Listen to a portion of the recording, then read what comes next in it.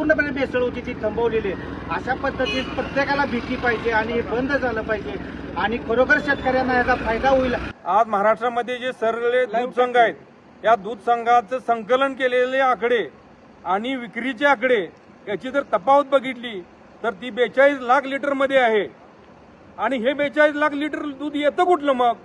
बाहेरच्या राज्यातून येणारं दूध हे सोडून हे बोगस दूध, बनावट दूध बनवलेलं दूध आहे, केमिकलयुक्त दूध बनवलेलं जे दूध आहे ते दूध हे आहे. आणि हे दूध बंद करायचं असेल तर ह्या सगळ्या दूध संघांचं कामकाज जे आहे ते चोखपणे करायचं असेल, त्याची जर कोणाची भ्याड ठेवायची नसेल तर तुकाराम मुंडे साहेब हे अन्न व भेसळ आयुक्ताच्या कार्यकालासाठी 3 वर्षासाठी तिथं पाहिजे आहेत. 13 जुलैचा अल्टिमेटम या ठिकाणी दिलेला आहे.